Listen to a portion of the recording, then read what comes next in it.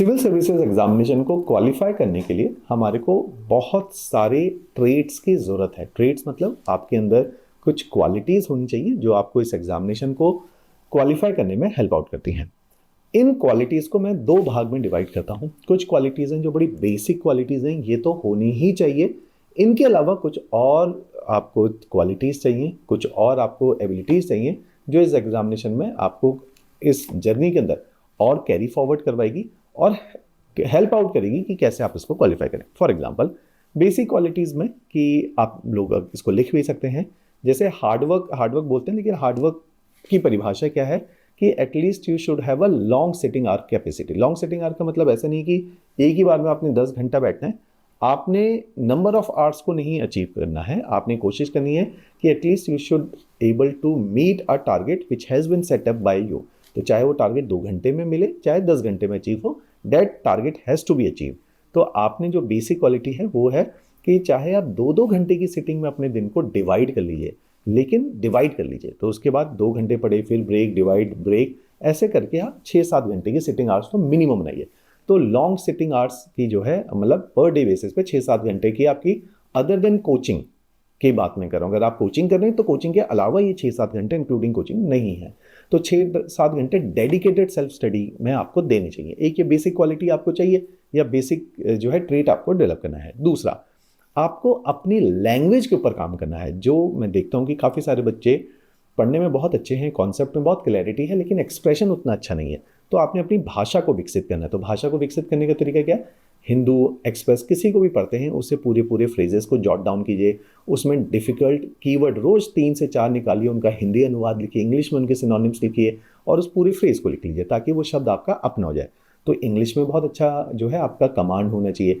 और यही जो रूटीन है जो आप अभी मैंने बताया कि रोज़ 7 घंटे पढ़ें, इसमें एक sense of continuity in terms of years होने चाहिए, क्योंकि इस एग्जामिनेशन में प्रीलिम्स एक अलग स्टेज है, मेंस एक अलग स्टेज है। तो वहाँ तक अचीव करने में आपको काफ़ी सारी चीज़ें कंप्लीट करनी है, सिलेबस कंप्लीट करना है, सब्जेक्ट में डेप्थ डालनी है, समय लगेगा, उस समय को अपने आप को दीजिए। तो ये क्वालिटी है। तीसरी जो एक बहुत बड़ी क्वालिटी आपको, चौथी एक बड़ी क्वालिटी जो इस एग्जामिनेशन के लिए आपको चाहिए, वो है एक आपका टाइम टेबल होना चाहिए जो प्रैक्टिकल हो, प्रैग्मेटिक हो और रियलिस्टिक हो। 1.5-2 साल का आपने अपना टाइम टेबल बनाना है, उसको मंथली बेसिस पे डिवाइड करना है और उसके बाद वीकली बेसिस पे डिवाइड करना है, फिर डेली बेसिस के अंदर उसको डिवाइड करना है कि रोज 2 घंटा पॉलिटी पढ़ेंगे तो 40 दिन में पॉलिटी कंप्लीट हो जाएगी प्रीलिम्स की। फिर मेंस के आंसर राइटिंग के लिए आपने अगले 1 साल के बाद का एक टाइम फ्रेम रखा है, तो आपने अपनी तैयारी को मल्टीपल बेंचमार्क्स में डिवाइड कर देना है। तो ये बेसिक क्वालिटी है जो हर किसी में होनी चाहिए। अब आपका 2 साल तक पेपर नहीं निकल रहा है, कहीं ना कहीं कोई कमी हो रही है, कभी प्रीलिम्स फंस रहा है, कभी मेंस फंस रहा है। एक बहुत इंपॉर्टेंट वर्च्यू इस एग्जामिनेशन में बहुत लोगों को सक्सीड भी करवाता है, बहुत लोगों को ले डूबता है, दैट इज कि एक तो आपका पॉजिटिव एटीट्यूड होना चाहिए इस पेपर के प्रति कि आपने अगर इसको शुरू किया है और उस पहले दिन को याद कीजिए जिस दिन आपने जिस मोटिवेशन से शुरू किया है, उसी मोटिवेशन को थ्रू आउट आपने कैरी फॉरवर्ड करना है। तो एक बहुत इंपॉर्टेंट है कि आपको अप्रोच पॉजिटिव होनी चाहिए और मोटिवेटेड रहना चाहिए, तभी आप इस तैयारी को लंबा परस्यू कर पाओगे। दूसरी बात कि आपने देखना है कि इस एग्जामिनेशन में अगर एक पर्टिकुलर मेथडोलॉजी अप्लाई करते हो, जो कि हो सकता है आपने खुद बनाई हो सकता है आप लाइब्रेरी में किसी स्टूडेंट के साथ बैठते हो, सीनियर्स हो, उन्होंने बनवाई हो सकता है आप किसी एकेडमी को ज्वाइन कर रहे हो, उन्होंने बनवाई हो। तो कहीं से भी आपकी एक अप्रोच बनी है जिस अप्रोच में 2-3 साल तक आपको लग रहा है कि आप कुछ कंसिडरेबल और सिग्निफिकेंट गेन नहीं कर रहे, now it is the very important time to be flexible about your approach. Himachal के अंदर और अदर कॉम्पिटिटिव एग्जामिनेशन में बहुत सारे लोग because of lack of flexibility इस एग्जामिनेशन में गड़बड़ कर देते हैं। तो फ्लेक्सिबिलिटी एक बहुत इंपॉर्टेंट वर्च्यू है।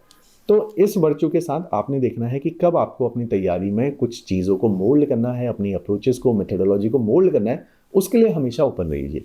हम एक तरीके से पढ़ने के आदी हो जाते हैं और रिजिड हो जाते हैं क्योंकि वो हमारा कंफर्ट जोन क्रिएट होता है। आपको आदत डालनी है कि उस कंफर्ट जोन को छोड़ना है। अगर उस पर्टिकुलर मेथडोलॉजी से कुछ हासिल नहीं हो रहा है तो उसको छोड़ के हम एक नई मेथडोलॉजी किसी से शेयर करें, कोई सिलेक्टेड कैंडिडेट हो, इंस्टीट्यूट हो, सिविल स्टैफ हो, कोई और अकेडमी हो, उनके साथ बातचीत कीजिए और अपनी मेथडोलॉजी के अंदर थोड़ा सा मोल्ड कीजिए।